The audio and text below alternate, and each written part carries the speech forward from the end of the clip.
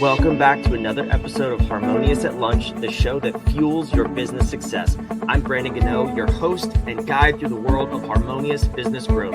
Today, we're unlocking powerful strategies with industry experts to help your business thrive. If you're a business owner, entrepreneur, or executive, you are in the right place. Join me and our incredible guests today on the journey to clarity, growth, and success. It is time to revolutionize your approach to business. Let's dive in with another episode of Harmonious at Lunch.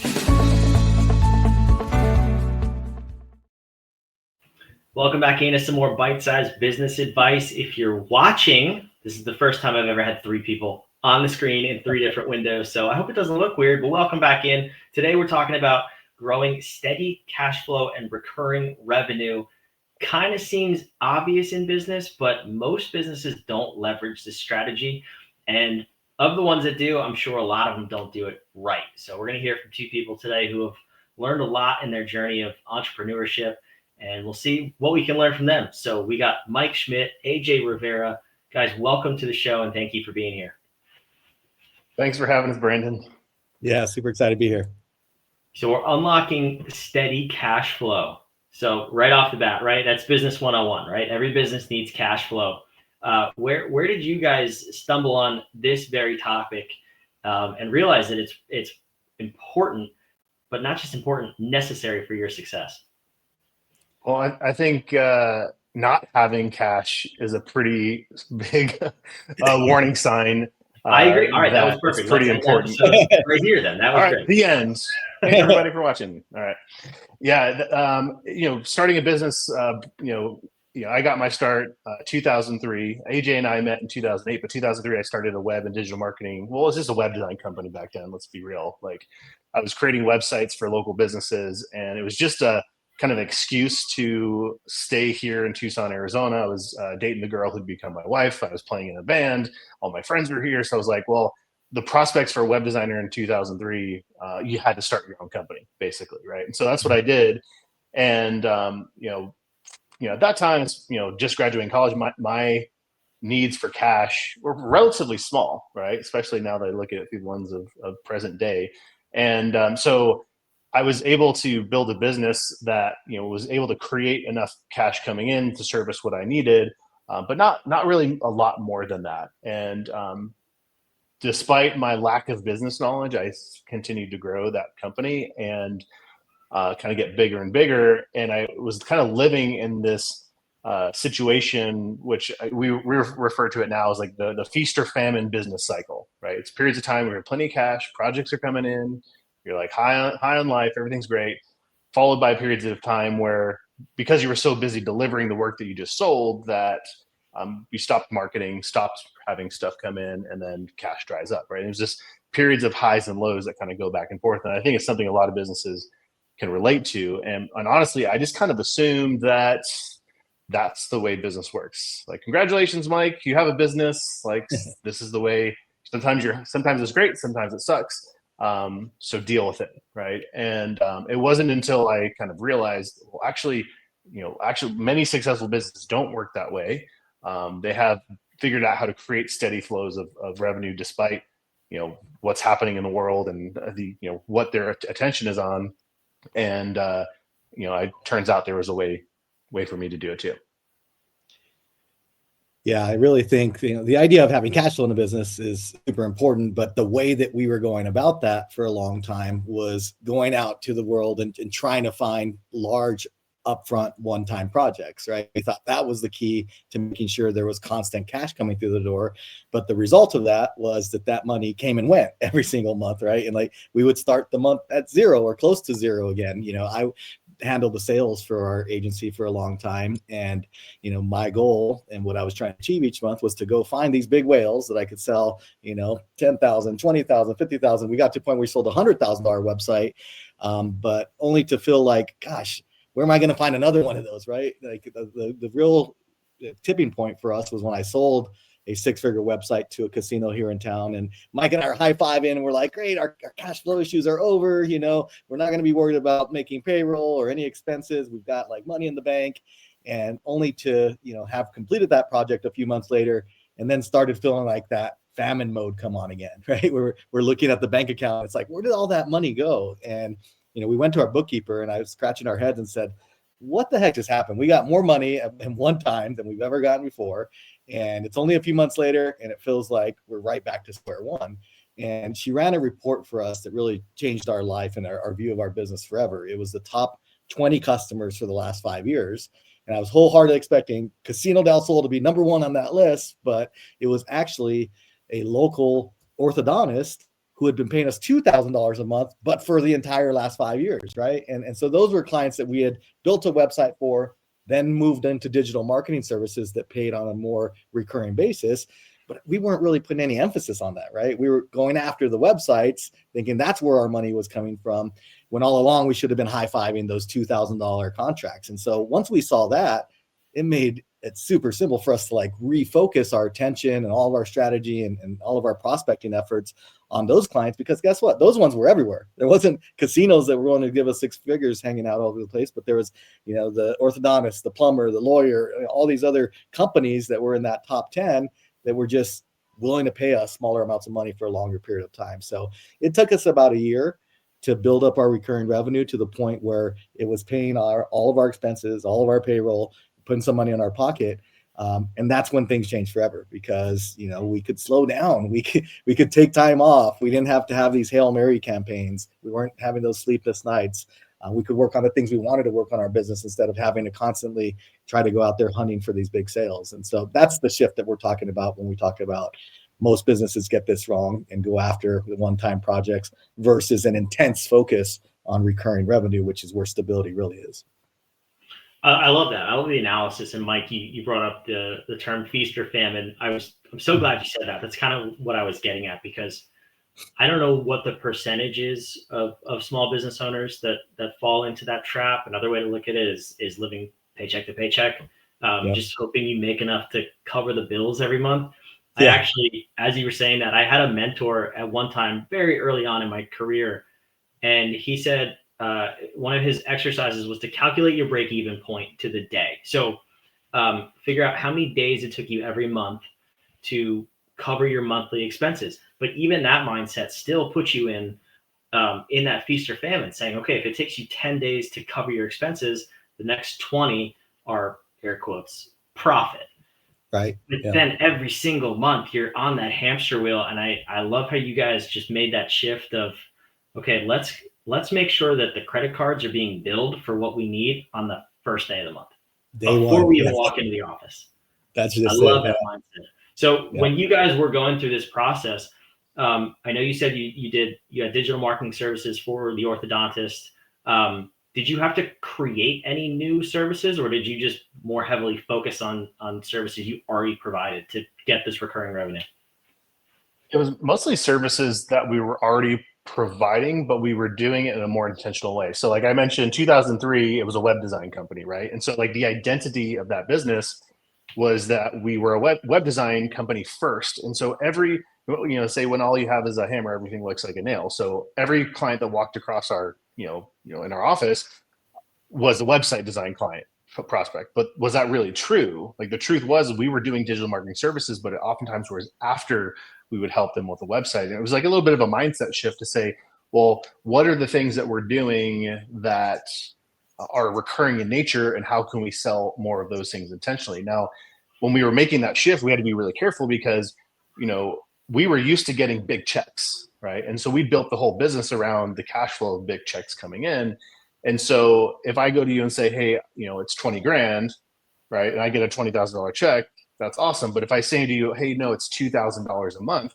Well, yes, I'm getting paid more if it's a 12-month contract, but like the difference in that one single month was I was getting 20 before, now I'm getting 2, right? And so we had to kind of manage the balance of how we shifted our focus from a business that was heavily dependent on, bigger projects coming through to support itself, to one where we could ramp up enough of the recurring revenue to cover our expenses. And so it was kind of a balancing act, and it wasn't all that crazy. We were just like, hey, this one would be a good one, that will be a seed planted for the future and getting paid every month, and we'll sell that recurring.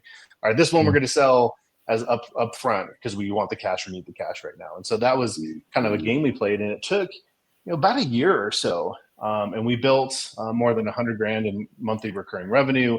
We had exceeded our expenses, and we're like, it was awesome. Like that was the moment we're like, okay, we did it. But that was the focus. Once we decided, we're like, we saw that there was all these other businesses that could be paying us monthly. We had to change, in many ways, our identity of who we were.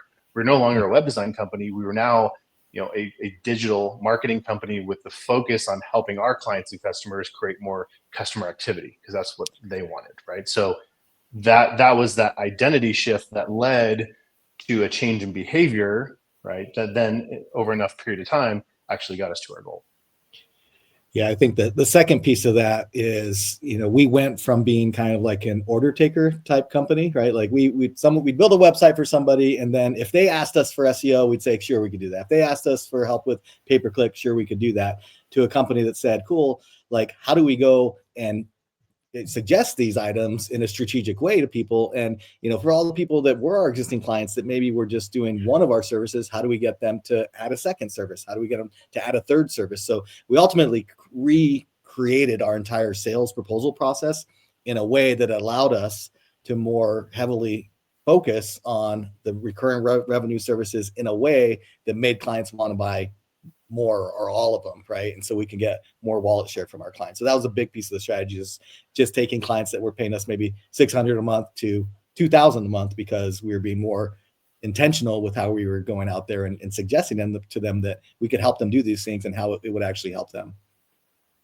Yeah, it's a great perspective. Two of the easiest ways to increase your revenue are get more money from existing clients, or sell more services more often to those clients. Right.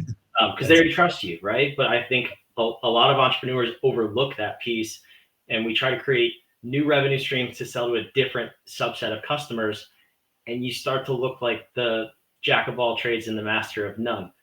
How did you guys balance that? I knew you were doing a lot of these services, but even as you're approaching your existing clients, how did you portray to them that you actually were knowledgeable and had the expertise in these different array of services? And then the kind of the follow-up question to that too, on a separate note, is you guys are creative, right? You have a creative marketing business. What about the businesses that are maybe it's not so easy and clear to see how you could build a subscription based or consistent revenue stream month over month? I'm thinking of like a deli is a great example. How would that business answer this question too? To say, all right, we need to do more things for the same set of people and still be knowledgeable to our core group of customers. Yeah, let's answer that second part first. Like, how does the deli go out there and create more revenue on a consistent basis? Like, you're right. There's probably not like the $59 unlimited sandwich club that you join. Like, there's probably some limitations in that respect. But I think the answer that has a lot to do with nurture of the people that are coming into a business, right? So what we've found is, in working with just about every type of business that you can imagine, their attention usually is on kind of two things. One is leads, right? Which is like, top of the funnel, unqualified prospects of people who could buy from them, right? So people are hungry for the deli, right? And then there's sales, right? The actual cash register ringing in the sales process. But what I think most businesses ignore is that like middle piece, right? Which is how you turn a lead into a prospect, right? There's a difference between a lead and a prospect. Lead is top of the funnel, somebody who's in your market, could tangentially be interested in your service. A prospect is someone who's actually in your sales process. And I think that most businesses, when they approach marketing, they'll just go out there and like try and find leads. And like, I don't know if like the listeners here might have experienced this. Have you ever felt to yourself after doing a marketing campaign, you thought, man, those leads sucked. We spent all this money. We didn't get what we wanted. We maybe got a little bit of business, but like it didn't work like I believed it to work. And the truth is, that's like a universal thing. The reason that happens is that I have news. All leads suck. Like almost by definition, the lead sucks because it's cold, right? And it hasn't been warmed up. It's really, when you do marketing, what people are really saying they want is like, I want hot prospects. I want that's why we love word of mouth referrals so much, because it's like, it's a hot lead dropped on your doorstep and all you got to do is not mess it up and you pretty much close the deal. So the question is, how do you take somebody from cold, which is that cold lead, to that warm or hot prospect? And the truth is that you have to have a way of nurturing and engaging those people. And so something really simple that every business on the planet can implement today is start having a conversation with your leads by email, like once per week. Send them an email, not to sell them. Like, I know probably most of us are on email lists that like feel like all we get is times where they're just getting promotion. We're getting promoted at all the time. It's always a sale. It's always something going on, right? And the truth is, like, if you could start to build a human to human relationship with the people who were the leads in the past, or your existing customers or past customers, like, that's a way that you can create a more steady flow of people or the hot prospects ready to go. If I owned a deli, I tell you right now, I'd step in there, and if it didn't have an email list, I would build one, right? And if it did have one, I would be sending out an email every week at least, just talking about what's happening in the deli, right? And every once in a while, maybe every fourth email, I'd make an offer to say, here's an offer for you guys, right? And it's so easy to do. It's also easy not to do. And so that maybe isn't like contracted recurring revenue, but it's a lever that every business can pull to create more steady conversations. Like, people don't know you as well as you think that they do, right? You've got to repeat your stuff over and over again and be in front of people. Otherwise, they're going to forget about you, right? We're going to forget about the deli on the corner because there's another burger restaurant that opened up down the road that they've been really good at being in front of me, but the deli is old news that I don't think about it. And is it really old news, or is it that they stopped telling me about themselves? Oh, we already told everybody about us. They know we're here. We've got a sign. It's a bunch of BS, right? Like, be consistent with that again and again and again. Yeah. And I think the other part to that question is, at the time that we were doing this is when, charging monthly for services and software and things was becoming more and more popular. It's like when Dollar Shave Club was born, right? And there was a membership for your razors. And then we saw like Photoshop and Adobe products were no longer like $800, $900 or $1,000. They wanted $100 a month, for the program. QuickBooks did that. Car washes. Our car washes did that. Barbers do that, right? So I think there's a lot of industries where they probably assume that they can't do that, and they probably could just do it because it's so popular now. But even for things like, we started even shifting our websites so that they were monthly, and you'd be surprised. Like, you'd think, cool, I was going to charge them 10 grand for this website up front, but instead I'm telling them I'm going to charge them $1,000 a month for a 24-month commitment. And you would think there's no way they're going to do that, right? That adds up to 24,000. And they could do 10,000 now. I'll tell you what, there's so many people that would rather give me $1,000 forever than give me $10,000 today. And that's just because they're managing their cash flow too, right? And if you're able to add a couple other things to that, maybe we report on analytics, maybe we give them some maintenance hours, maybe we do a couple enhanced hosting solutions that make them feel like they're getting something. You can make that switch a lot easier than I think you think. I love it. And I hear that pushback. I'm not in the marketing space, but I hear that from people all the time. My business is too boring, or it's a commodity. I can't do that stuff. Mike, when you said the $59 a month sandwich club, I was like, brilliant. That's exactly why I asked that question. I knew you guys were going to come up with something that is so outside the box, but also like so rational at the same time. Mm-hmm. To where every business owner can probably come up with something that's in their wheelhouse, create a bit of recurring revenue. And who knows? I mean, even if that offsets half of your monthly cost, you still know on the first of every month, your costs are half covered. Who doesn't want that? Mm-hmm. So I love this. I love this mentality. And what I would love to hear from you guys, I'm going to kind of put you on the spot here, but I love for this podcast to be actionable. The information you guys gave was phenomenal. And I know people can take that and implement things into their business. But if you were to come up with a question, maybe a question for the listeners to think about starting to create recurring cash flow in their business to offset their monthly expenses more and more and more at the start of every month, what would you want them to ask themselves so that they could come up with that answer on their own? I'd probably start with whatever their core offer is right now. And can you just make that monthly versus however you're charging for it, right? And what would it take, or what would you need to add to it for somebody to feel like they were getting value month in and month out to be able to pay in that way? I think the second question that I would ask is, I see a lot of businesses that are building recurring revenue due to like software affiliates, right? And software like High Level and things like that, where they're coaching somebody to use this software, and then they're getting paid because that person's paying for that software forever, right? And so that's another way to build recurring revenue, where you're not the person that built the thing that they're paying for monthly, but you're the person that's getting credit for it because you somehow shared how to use that tool or system with the audience that you're serving. Right. Yeah, I think that's a great idea. Like, a friend of ours that used to do a lot of gyms, and he's a well-known guy in the marketing space now. Like, one of the things they added to the gym was supplements, right? So you're going to the gym, you're trying to feel healthy. Well, what other things are tangent to the main thing that you're there for? Even the deli, it's like, okay, well, do they have a subscription box where, they'll send to my home every month or every week, a box of like, steaks, or, we see, was it Butcher Box, right? Is one of the popular online ones you hear about. Like, that's the same idea. So like I actually do need to eat pretty much every day, right? And so could you create a subscription in that regard, right? So, or what are the other things that you could promote or recommend, like AJ saying with the affiliate stuff? Like, even, I know we're hammering on the deli. I think it's a great one because it's a bit challenging, right?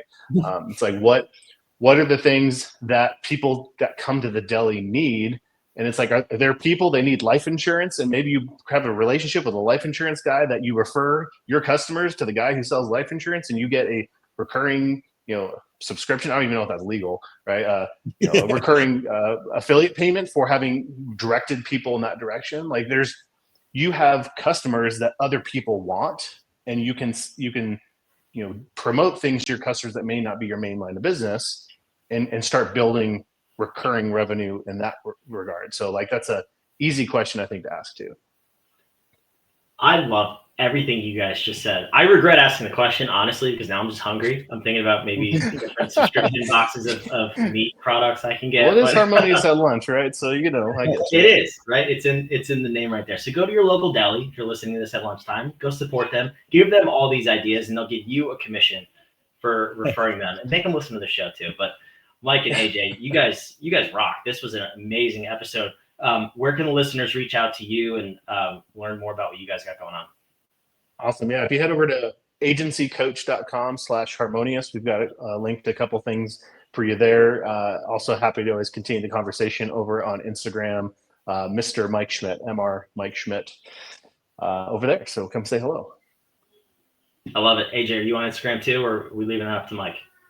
Yeah, you can go to Mike's. Mine I use for personal stuff. So if you want to see some DJing stuff, house music DJ stuff, it's ant1832. But awesome. We'll put all that down in the show notes below. I love it. Thank you guys for being here. This was a fantastic episode. Thanks, man. Awesome. Thanks for having us.